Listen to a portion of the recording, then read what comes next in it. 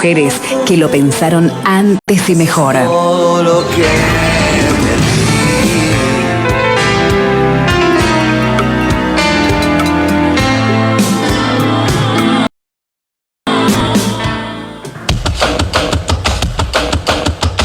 Recibimos a Santiago Polop en la mañana de Así Son las Cosas. ¿Cómo estás, Santi? ¿Qué tal, Guillermo? ¿Todo bien? Muy bien, muy bien. Hola, ¿Cómo se lleva con el Mundial?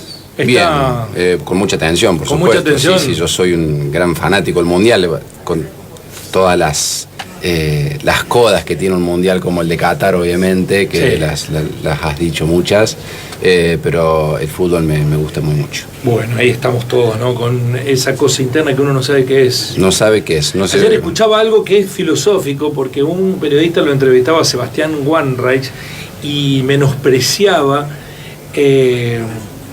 el sentimiento de los hinchas. ¿Cómo podían por un club de fútbol o por una selección o por un partido generar eso? Y Wanreich te dio una respuesta muy inteligente desde mi punto de vista, porque son de las cosas que no importan. Y exacto, está bien a veces apasionarse por las cosas que no importan. Exacto. Y incluso eso está bueno de no poder explicarlo del todo, digamos, ¿no?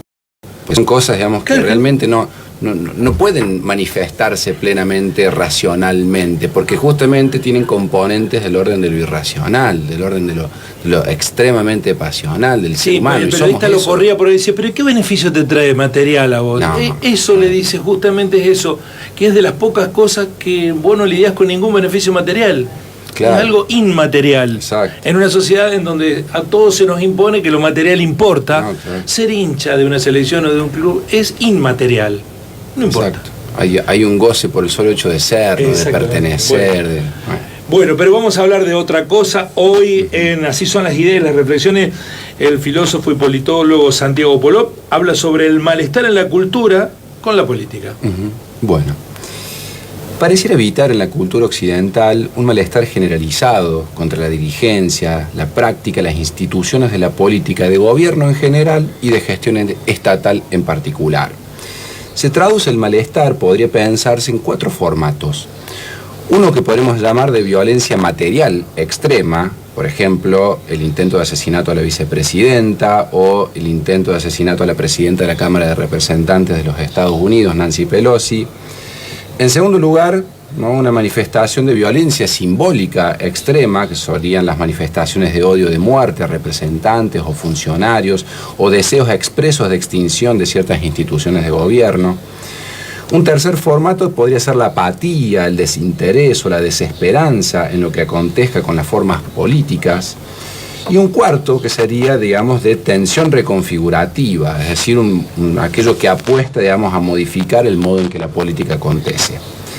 Ahora bien, lo que me interesa pensar es específicamente el malestar, ese malestar, digamos, en la cultura con la política. ¿Por qué pareciera que hay tanto enojo? Sigmund Freud, famoso psicólogo, escribió El malestar en la cultura en 1930, un tiempo en que en Europa era notoria la conflictividad post-Primera Guerra Mundial, era notoria la miseria y el caos post-crack del 29, y era evidente el ascenso de nacionalismos fascistas cada vez más poderosos. Se trata de un estudio, el de Freud, de psicología social, con el cual incluso se puede pensar hasta el fútbol, como dice un amigo, ¿no?, Leonardo. Allí Freud intenta explicar la tendencia a la violencia o el conflicto a partir de lo que él llama la sublimación de un antagonismo ineliminable. ¿Qué significa esto? En otras palabras, significa que nuestra cultura fuerza y mete bajo la alfombra la tensión permanente entre las necesidades pulsionales del individuo y las restricciones culturales. ¿Por qué hay tensión allí y no paz? Porque para Freud la pulsión individual es agresiva y la cultura, que sería el orden social, comprende rápidamente que no hay convivencia posible donde hay violencia permanente. De allí que deba restringirse, sofocar esos instintos primarios para la realización de cualquier orden. El malestar es entonces perpetuo, es ineliminable, como decíamos recién, porque la represión es la única forma en la que el humano puede existir. Para intentar vivir en armonía, dice Freud, la cultura debe atar con reglas a Dionisos, que, como decía Nietzsche, ¿no?, otro filósofo moderno, ¿no?, era el dios, digamos, del éxtasis, del exceso, ¿no? Y Nietzsche estaba recontra enojado con la cultura occidental porque se le había pasado desde los griegos en adelante, con el cristianismo y demás, sometiendo, digamos, toda esa pulsión, ¿no?, de éxtasis. Esto, por supuesto, tiene consecuencias, digamos. Para Freud, las consecuencias de esta represión resultan en distintas formas de neurosis, que son distintas formas de angustias. Resulta en culpa y en formas de hacer, por supuesto, también maleables a los sujetos. La vida en represión hace de los sujetos, dice Freud, vidas grises y enfermas, e instituye en el yo un mecanismo de autovigilancia también para no cruzar ciertas líneas que la cultura, que la sociedad ha ido estableciendo como demarcaciones necesarias para la convivencia. En la lógica freudiana no nos rompemos entonces más la cabeza por la conciencia del fin de la sociedad que subyace, digamos, a esa idea y por las sanciones que vendrían. Pero nos advierte, esto no significa que nuestras sociedades no desarrollen mecanismos para mitigar esa presión, esa pulsión, digamos, a la violencia. Dice Freud, y lo cito, el hombre, lo pone en masculino, vamos a decir el humano, digamos, ¿no?, porque hay que intentar corregir algunas cosas en escritos anteriores. El humano intenta satisfacer su necesidad de agresión a expensas de su prójimo, de explotar su trabajo sin compensación, de utilizarlo sexualmente sin su consentimiento, de apropiarse de sus bienes, de humillarlo, de infligirle sufrimiento, de martirizarlo, de matarlo. Cierra la cita ahí de Freud. Se tratan entonces, está diciendo Freud, de modos de canalización de la violencia, ¿no?, y de la tensión con las reglas que impone la cultura. Ahora bien, pero que sean justas esas canalizaciones no es casualidad, habría que agregarle a Freud, sino que siguen los modos de los poderes que hegemonizan la cultura en Occidente. El egoísmo materialista, la extracción de plusvalía explotando a trabajadores y trabajadoras, la violencia femicida, el bullying o el acoso, todos siguen patrones que son propios de lo que la cultura es y ha construido. Es decir, no son naturales, son humanos y son de esta parte geográfica e histórica de la humanidad. Ahora bien, el malestar de nuestra cultura pareciera cifrarse en la no realización de la promesa universal que el capitalismo nos hace desde que llegamos al mundo a todos y a todas. Tú eres el próximo Elon Musk.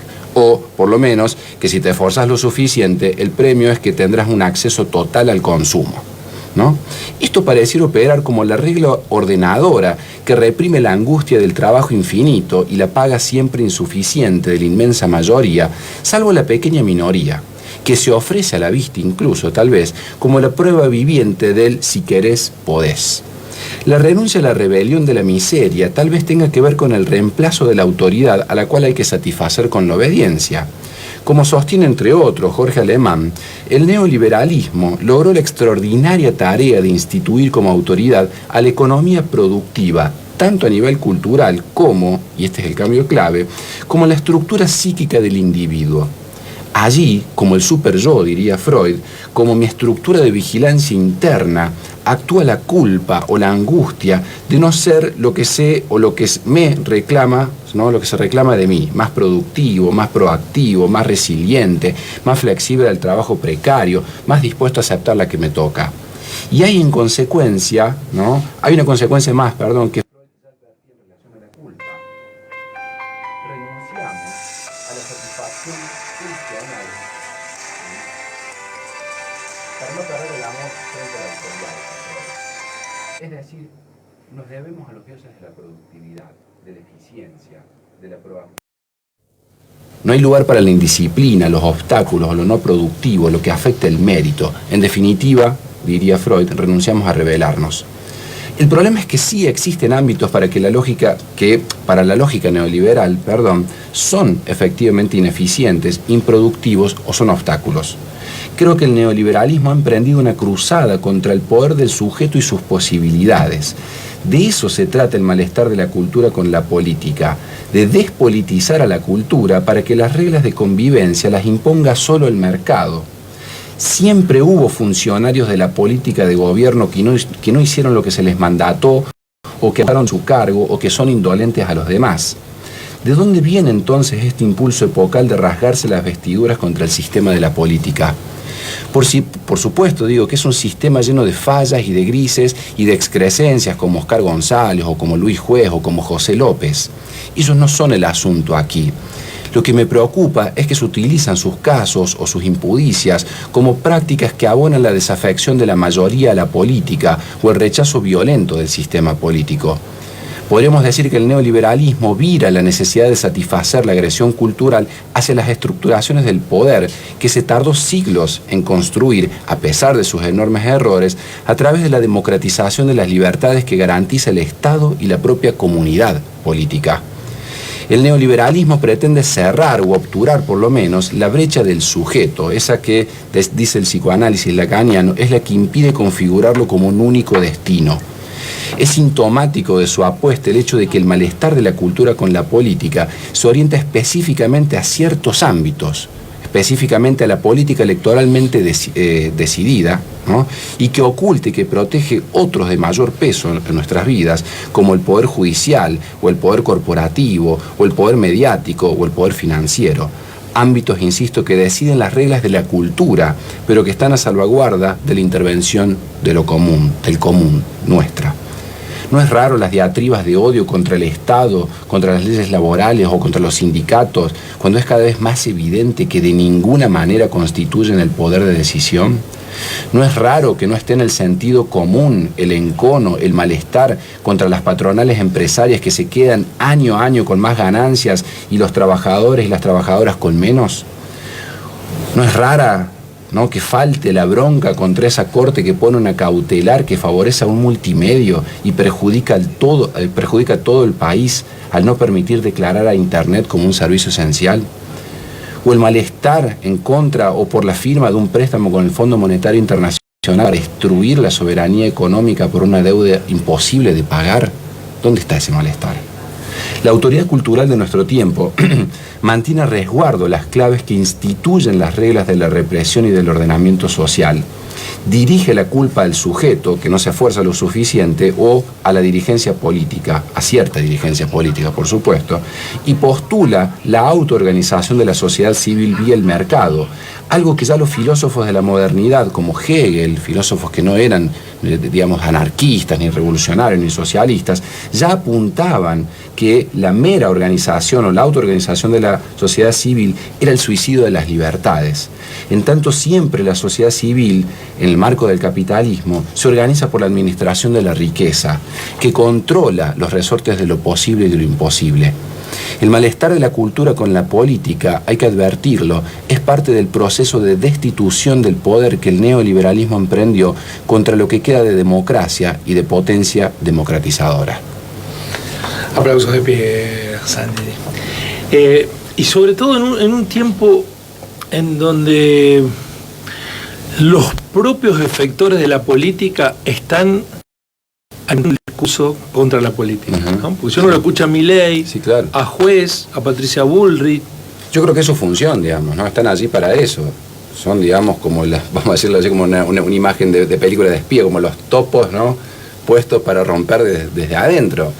O sea, no, y hasta ni siquiera, te diría, algunos de ellos ni siquiera con la maldad suficiente como para estar pensando en esto, porque el neoliberalismo los excede a todos, sí, ellos como individuos, ¿no? Pero reconcilia escuchar ayer, por ejemplo, a Silvio Rodríguez, que cumplió años, y dijo: todas las canciones que he escrito, hasta las de amor, son políticas. Exacto. Son políticas. Y ayer entrevisté, bueno, vamos a tener tiempo porque nos quedan muchas cosas y poco tiempo para desarrollarla, a un dirigente ruralista que me sorprendió con su discurso y dijo: lo que yo hago es un lobby en defensa de mi negocio. Clarísimo. Él empezó: perfecto. Parto de ese lugar vamos a charlar, te lo aclaro, yo soy un hombre que está defendiendo su negocio, al frente tengo el Estado que tiene que pensar en todo, pero yo estoy haciendo lobby para pensar en cómo mejorar mi negocio. Y esta actitud es una actitud absolutamente política, me dice. Perfecto. Por eso niego a los que niegan a la política.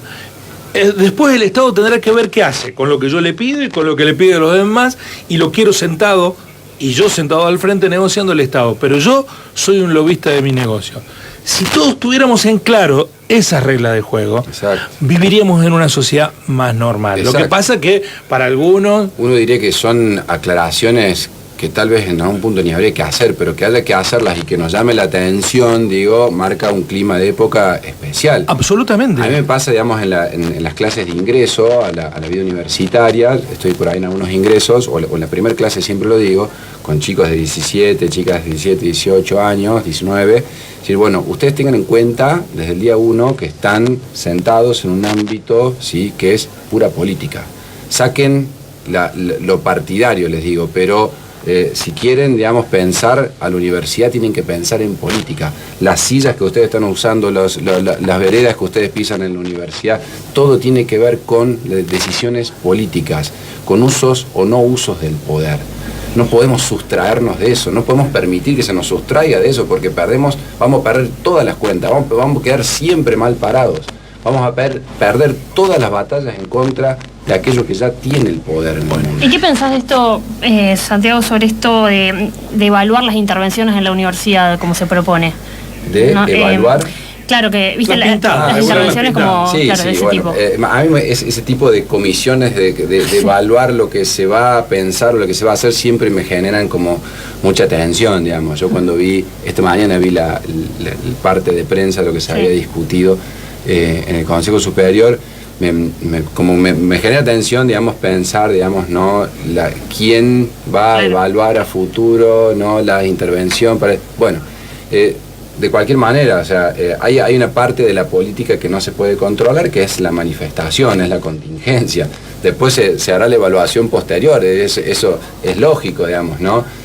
Pero me parece que a priori nunca se puede establecer, digamos, ¿no?, cómo se manifiesta el sujeto. No se puede parametrar en definitiva cómo nos vamos a manifestar como sujetos políticos, porque somos sujetos en continuo movimiento y cambio, digamos, ¿no? Es imposible hacer eso. Hacer comisiones que luego vayan a pensar lo posible y lo imposible, bueno, habrá que ver cómo se desenvuelven, digamos, ¿no? Pero a priori, digamos, ¿no?, yo siempre como que tengo una tensión. Pero aparte, lo decíamos más temprano, la naturaleza de ese mensaje es la rebeldía, no adecuarse a la normativa, al protocolo, y ser la vía de expresión de los que no pueden expresarse por otra vía. Exacto, digamos, ¿no? Las revoluciones, digamos, nunca se han hecho con estatutos. Con estatutos previos. Gracias, Santi, un placer. Bueno. Y a cruzar los dedos para hoy. Sí, yo creo que ni cruzarlos. Polop suena polaco, pero ya dijimos que no lo es. No lo es, por favor, no me insulten en la calle ni nada, no lo es. Gracias, Santiago, un placer. Santiago Polop en la mañana, así son las cosas.